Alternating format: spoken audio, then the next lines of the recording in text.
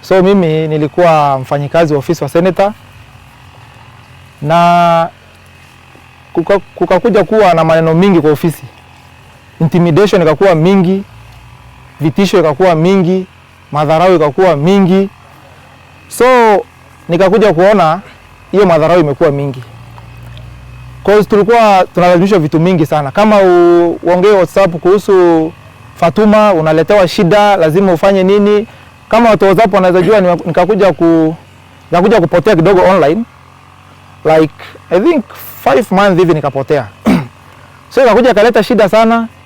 Ikakuwa inasemekana mbona yuko online, mbona utetei mama. So tukakuja clash kidogo na manager, kajaribu pia kuambia manager mimi usiniforce kufanya kitu ambaye sitaki. So nakuja kutoa hofu hapa. Kitu kingine pia nataka kuja kusema hii maneno kusema eti nimepochiwa na mtu fulani, hiyo hakuna kitu kama hiyo. Because naona mmejaza maneno sana kwa mtandao. Huyu ndiye alifanya hii, sijui ndiye alifanya nini. Mimi kitu kama hiyo hakuna. Na kitu nataka kuja kusema, mimi nashukuru sana Governor Guyo, sababu hiyo intimidation ilikuwa mingi, nikashindwa kuvumilia.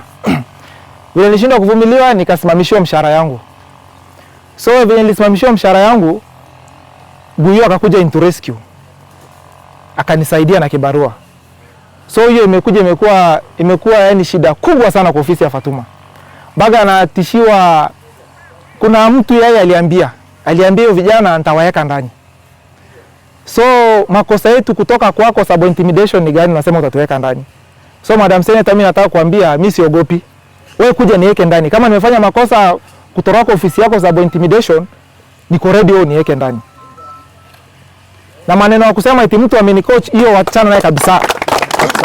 Youth for youth. So hapa ni vijana kutoka Ngaremara na kutoka Burat. Leo wamekuja kusimama na mimi. Nimewaambia kenye iko, na nashukuru sana vijana wametokea kunisikiza. Ni hayo tu.